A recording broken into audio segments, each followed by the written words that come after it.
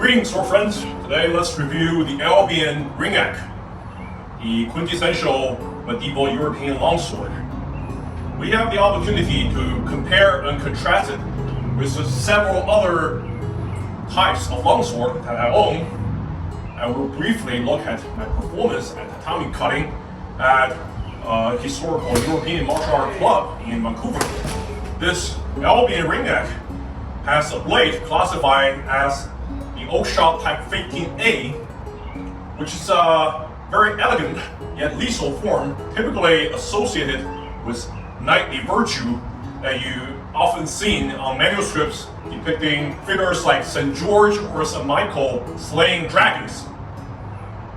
In the historical European martial art community, people often associate this type of blade with the techniques prescribed in treatises by Italian maestros like Fiori and Fimbulati, and Germanic meisters like Liveliness, Ringeck, and later Maille. So we'll briefly look at the European swords that came before this type of sword and after, so we can get an idea of the place this type of sword held in the history of European sword. We know that in earlier medieval times, such as the time of Norman conquest or the First and Second Crusade, swords were used for foot combat, but also for cavalry actions, sometimes as sidearms to spears, lances, and later to pole axes and pole hammers. Their blades are extremely cut-centric, with a wide blade, very little profile taper, that results in a very broad section even near the tip, and usually feature a tip that's not proficient for thrusting, because at the time, 11th and 12th century, plate armor hadn't been developed yet. So most competent on the field were dressed in thick clothing, and the elite troops were clad in maille armor. So concentric blades were very proficient in dispatching lower quality, lower rank troops, lightly protected. As time went on, we started to see knights adding steel plate protection underneath their surcoats. And we started to see piecemeal plate protections on the joints for elbows and knees, cutter for your elbows, so it doesn't get crushed or suffer percussive damage. And you see paulin on the knee. You started to see smaller spoilers on the shoulder and gorgets for your neck to complement the whole plate helmet.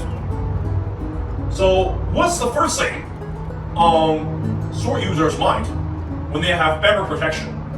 Well, bigger and more proficient cutting sword. If you look at this Oakeshott Type 13A sword, together with Type 12A, they were called the Great Sword of War. Yeah, they're not exactly the stereotypical great sword as you will see in fantasy artwork, but they are much bigger than the arming sword, which is the most common type at the time. They basically just scale up the cut-centric arming swords to be even bigger, have a much longer grip, so you can use it with both one hand. It has a weight and balance perfectly fine for one-handed usage on horseback, or if you have to pick up a shield to stop missile fire, or you're in grappling range, you have to control your opponent's arm or grapple their clothes, and you can still launch a very efficient cut with one hand, but the grip is ambiguously for two-handed usage, and its power really comes to life when you grip it in two hands. But they're just bigger and more efficient cutting sword. In the 13th century, large armies participated in European warfare, and a great number of them were peasant levies, clad in no better than thick clothing and wielding some rudimentary weapons. If you're mostly protected by coated plate and some plate armor components on your limbs, of course, you'll be more or less safe from blows from arming sword. Then you will be confident enough to wield swords in two hands and ditch the shield because, let's face it, the shield has been broken down and placed on our body as protection. So you'll be more proficient at cutting down lower rank troops by the dozens or even hundreds on the battlefield with this kind of very intimidating cut-oriented sword. As you can see, the tip is very much in line with earlier medieval swords or even Viking-era swords, mostly spatulate. So you don't need to worry about any thrusting. Just cut people down with two hands, very thin and broad blade. Flexible, but that's not the problem. And you have to consider that in the 13th century, gambeson became very popular. They're made of multiple layers of toughened linen, and sometimes fleece, jacketed, so they're highly protective against cuts. You need a more powerful cutting sword or falchion with very keen edge to cleave through the gambeson and the arming doublet. Fast forward a few decades, 14th century, plague swept through Europe, and the competence available to be levied into the army significantly reduced. We see in this period of battle that the level of total participants drastically reduced. As the number dwindled, the quality of their equipment and training improved. So fully armored knights have to face a conundrum. Usually when we fight with swords, also other pole arms like pole axes, pole hammers, you're more likely to face opponents equally equipped or armored.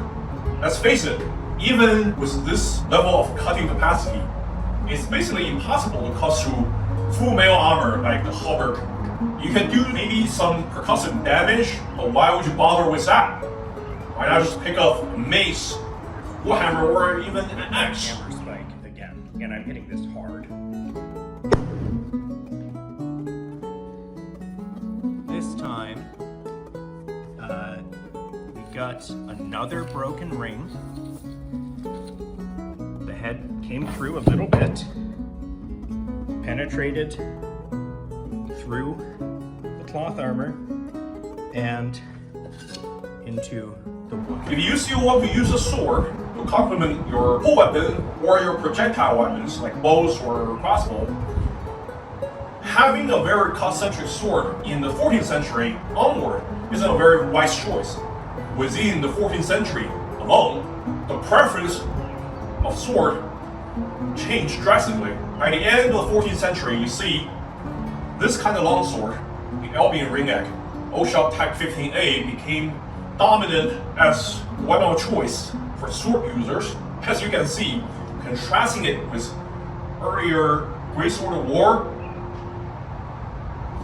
the base isn't a lot narrower than this Great Sword of War. However, it has a linear profile taper from the base to the tip, almost like a triangle. So this ensures a very acutely tapered point to jab into gaps of plate armor articulation, into maille armor or gambeson. So there's no issue at all to penetrate that kind of protection. You do not cut into plate. You just find the gap, and usually with half sorting techniques.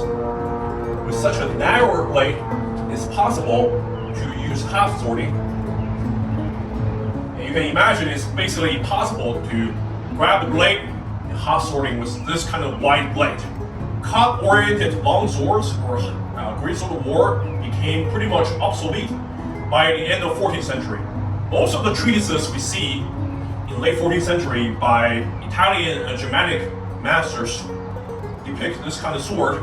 If you look at the treatises illustration in Fiore di Liberi, Liveliness, Ringeck, Tahofer, they feature a acutely tapered, pointy tip on longswords. And another trait that's usually overlooked if you just worry about the profile is its thickness. If you compare these two swords, even though this is much narrower in the profile, the blade is much thicker at the base. This one close to 9 millimeters, while this one is 5 millimeters. They both feature a very prominent degree of distal tapering. On the upper portion of this blade, near the point of percussion over here, this blade is only half the thickness, 2.4 millimeters. And as you can see, it gets this thin, it will become very proficient in cutting, but make the blade some kind of flexible.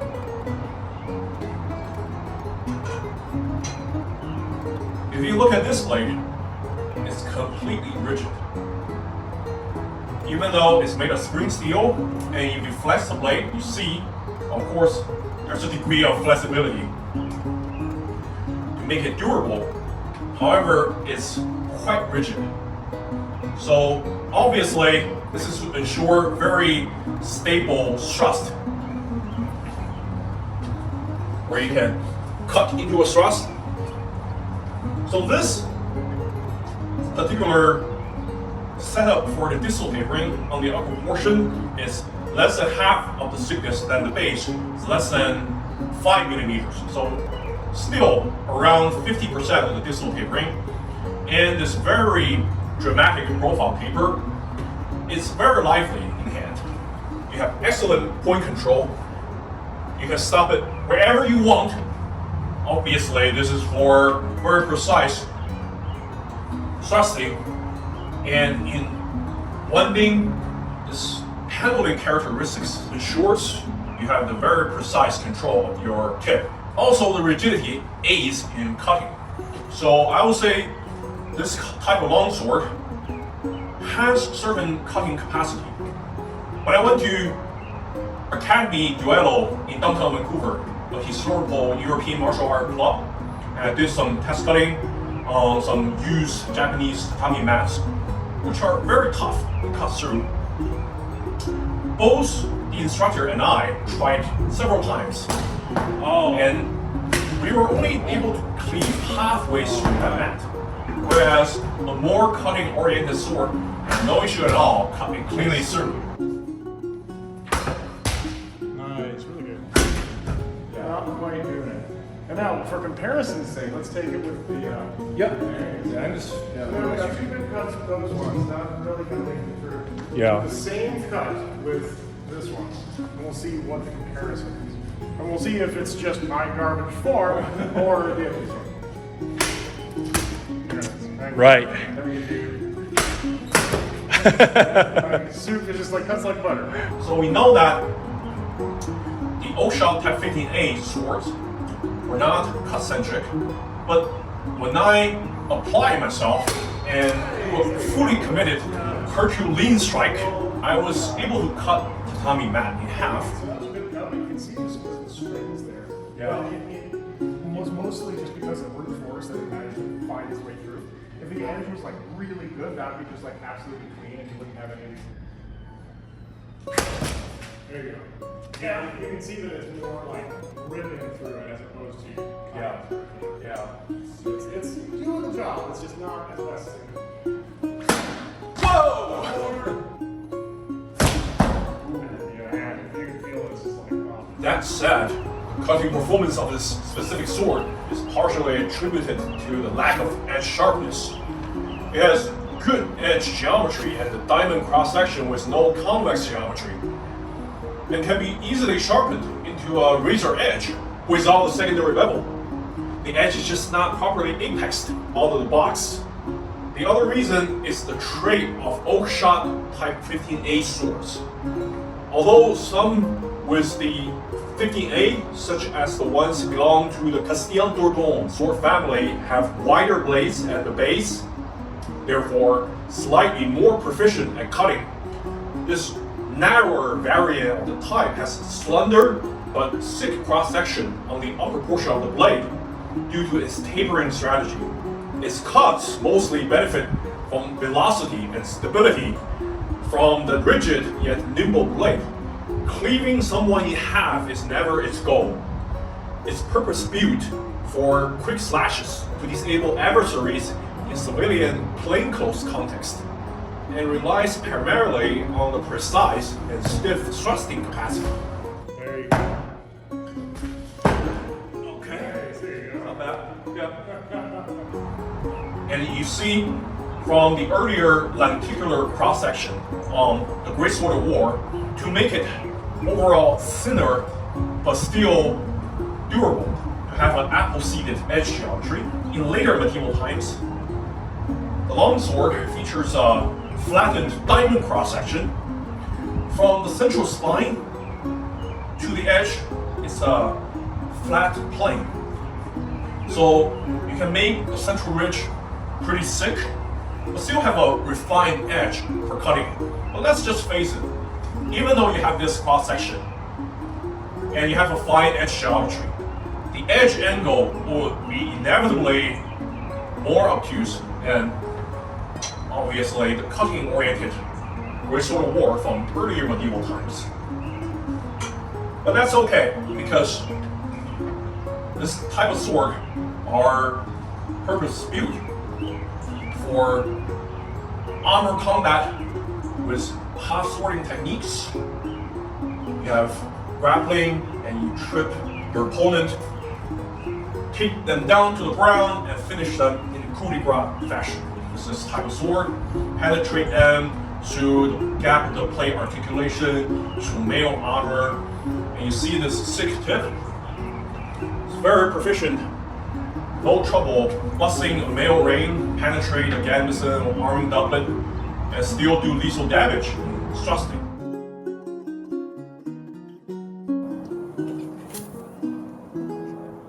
You can see it went through a ring. In fact, I can just take that out here and show you. There it is. Especially in these downward thrust, where you see a lot in period artwork. St. George versus the dragon, St. Michael slaying Lucifer. However, this type of sword were not the only kind of longsword available to men-at-arms at the time. As you can see here, the earlier type of great sword of war evolved, and they have a shorter and narrower foot than before, and they still keep a slightly broad cutting profile near the point of percussion. They also evolved from the lenticular cross-section into flattened diamond cross-section. You can see at the base, this Oakeshott type 16A sword isn't as thick as this type 15A, but the profile taper is more progressive. So on the upper portion of the blade is still significantly broader and it's more proficient at cutting. And indeed, even though these two longswords have very comparable blade lengths, so they have similar degree of tip speed in cutting. When I cut at the HIMA Club on tatami mats, I had no issue cutting through the mats with this type 16A sword, with not only basic cuts, but all sorts of so-called meister haul, with complex arm twisting techniques. No issue going through. But when I use the Albion Ringeck, it really struggled. We found out that the edge isn't particularly sharp, and that's the one issue. But even if you key on the edge, it will never be as proficient at cutting as the 16A longswords contemporary to this one here. Both were used in the late 14th century. However, the 15A were more prevalent, more popular at the time, more nimble, more maneuverable. So you can pull off those longsword techniques in a more timely fashion. And let's face it, speed is king. Doesn't matter how hard, how clean you can cut. If your strike landed just a half a split second earlier, you're gonna parry their blow and you're gonna land yours. So, because of the nature of sword usage, most swordsmen will prefer this type 15A longsword here. It just feels so much more lively at the point, because the mass near the point of percussion isn't as significant as this type of longsword here.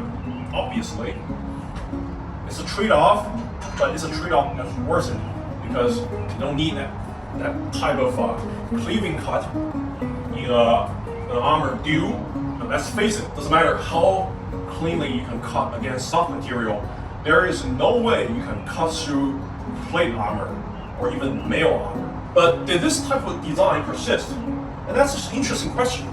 We see still some type of 15A longswords being produced in the 15th century, but most of them again evolved because people did pay attention to the cutting capacity, and perhaps they decided it was not proficient enough after all. You want more reliable cuts because they are swords, they are edge weapons.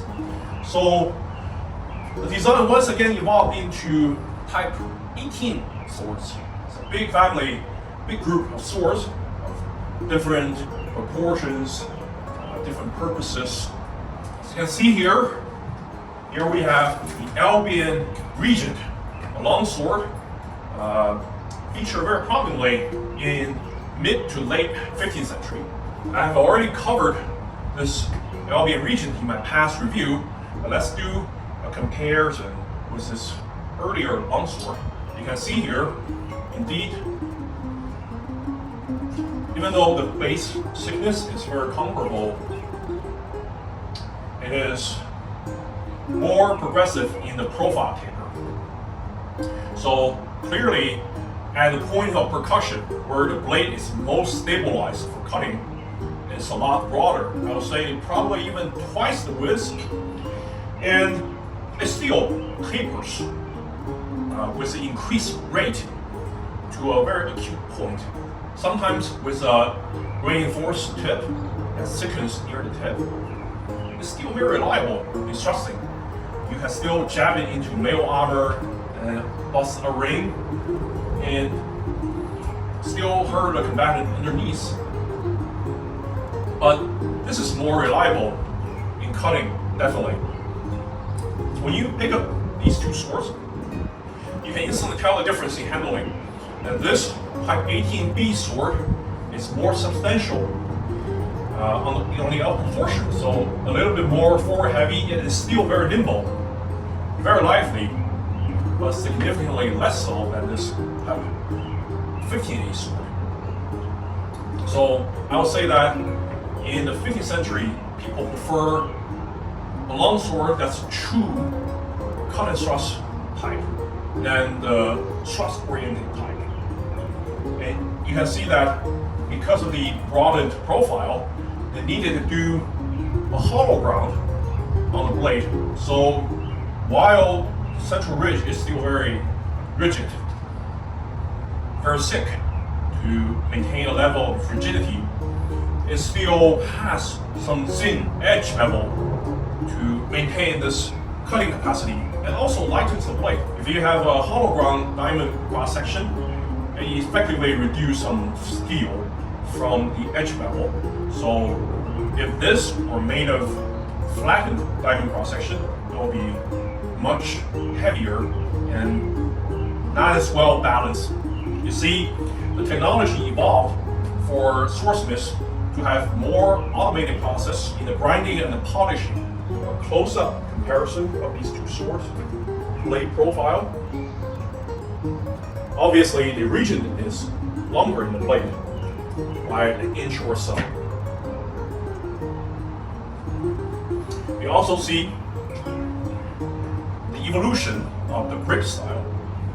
This one features earlier, simpler style of wasted geometry, while the Regent has a wasted geometry seen on later period swords with a half steel wire wrap at bottom of the grip. So let's just talk about the build quality and fit and finish on this Albion sword. We know that Albion sword is a premium reproduction company for medieval European swords. They also have some production for Roman gladiae and spasa, some Viking Age sword as well. But mostly focusing on swords from the 11th century to the 15th century. The Ringeck is one of their models for type 15A they also have a number of other swords with different style fitting available, named after other maestros at the time, such as the Albion Fury, Albion Toffer. As far as I know, they share the same blade as this Ringeck here, but one has the wheel pommel, the other Toffer has a Toffer style of clubbed straight quillons, and a different style of sandstopper pommel. The sandstopper pommel is the most iconic form for late 14th and early 15th century swords, particularly popular on longswords, because compared to a wheel pommel, it's just easier to maneuver, easier for your offhand to get around. You don't have to work around this wheel pommel when you do these winding and arm twisting techniques. So it's definitely more comfortable. Happens to be my favorite style. This pommel is very symmetrical, but shows some sign of handmadeness. It's being hand ground, hand polished, and you see the peen. It's hot peened 10. The 10 goes through the pommel and it's hot peened, and then ground flush with the pommel. This is very iconic to Albion swords. They're excellent fit and finish. You can still see the remnant of the peen here. If you look closely, see this edges. The sandstopper is octagonal, 8-faceted style, and all the edges are very prominent, very crisp, yet they were sanded down, rounded, so there's no discomfort when you handle it. They're also polished to be very even satin finish.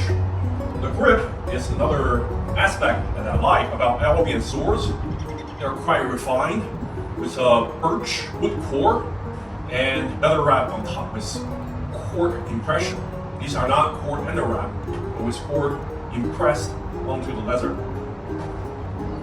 It also features a leather wrapping that compress into the layer underneath, so it's very flush. When you handle it, it's impossible to know where the seam is, so it's definitely more comfortable than stitching or gluing. It's also wrapped in one direction and not counter wrapped from the other direction, so the thickness is very even. And it features this very iconic early 15th century waisted geometry. The thickness is quite right for at least my hand. It's not overly thick, but not very thin either. And it has a very nice oval cross section. At the center, it's relatively flat, so you get a good idea of edge alignment when you handle the sword. It also features 4 risers. One at the waisted section, 2 just below the crossguard, and 1 above the pommel. And the transition to both the crossguard and the pommel is very flush. There's no ledges, there's no discomfort. And let's move on to the crossguard. It's a curved style that tapers from the thicker cross section near the center to relatively thin near the extremity. It's curved upwards, so there will be a lesser chance for it to interfere with your technique when you do these winding, which I appreciate. It's also not very thin near the extremity, and the edges are rounded down, so it's unlikely it will bunch into your clothes, latch onto anything. One minor critique is that if you look at the geometry of this termination on the quillons, you see this one is relatively flat, and this one has a curve. Either one would be fine, would be very comfortable, but I prefer them to be symmetrical. It's not very noticeable, but if you look at it long enough, you definitely will notice it. As usual, the aperture of the crossguard is tailored fit to the base of the blade. There's very little gap in between. Very well done. I highly appreciate. So there's no water or blood, it's gruesome to goes down into the tan and rust it. It's always appreciated to have this level of integrity in your hilt, so it's unlikely it will unravel anytime soon. Even with hard usage, such as the mort howl, you grab the blade and do a percussive strike with the hilt. The blade has a very symmetrical grind. You see some very minor signs of being hand ground. There's some minor asymmetry. I would say, unless you look very closely, you definitely will not see it. Barely detectable. There's tiny amount of rippling on the surface of the blade. As a flattened diamond cross section is really well implemented. Surfaces are very flat, very even, has a very good satin polish, which is more popular among the modern audience, but there is some evidence suggesting that back in the medieval age, higher status swords tend to have a mirror polish. It doesn't take much for you to give it a mirror polish from this state. And if you're gonna do a lot of cutting practice with this one, you probably want to keep it at this level of polish. After some tatami cutting, I usually mar your blade up. I was surprised to find out that there's no micro scratches, almost none. I can see maybe one or two, unlike what happened to my Albion Reef, which suffered lots of micro scratches. That's very obvious under the sun. Here we can see there's almost no such scratches. Obviously, I didn't do nearly as much test cutting with this one because we only had used tatami mats left. So we know that the sword wouldn't do very well against those very tough mats. Philip Martin on the XIIIa channel, who won multiple winner titles at cutting tournaments, stated that the used tatami mats are usually 3 times as tough as the newer ones. Probably it will do just fine, especially if you clean up the edge on newer mats. I have no doubts if you use it in a plainclothes, a civilian clothing, dueling, a very committed strike can cost you a full arm, but it will have trouble cutting through arming doublets or gambeson. It still do enough damage to the person underneath, but it probably doesn't need to because the point is so proficient that thrusting is very precise and very quick. These thrusting, you can easily do these techniques that cut into a thrust. So it's both a parry but also a thrusting attack. It will have no trouble going through gambeson or maille armor. So I suppose it's a kind of trade-off you need to make. And for me personally, I like handling characteristics. It's so lively and it's so quick. Even though the weight is 1,450 grams, that's about 3 pounds and 4 ounces, about average for 14th to 15th century longsword. It feels a lot lighter than that, for sure. And the point of balance is at 3.5 inches. Perfectly balanced for thrusting. Maybe not as much for cutting, but like I said, with this one, you rely on mostly the speed, the velocity of the blade, rather than cut-centric blade profile. I'm very happy to have this Albion Ringeck, and if I have the chance, I'll give it a professional sharpening service, so we'll be keen enough to do test cutting. Is it the type of longsword that everybody wants?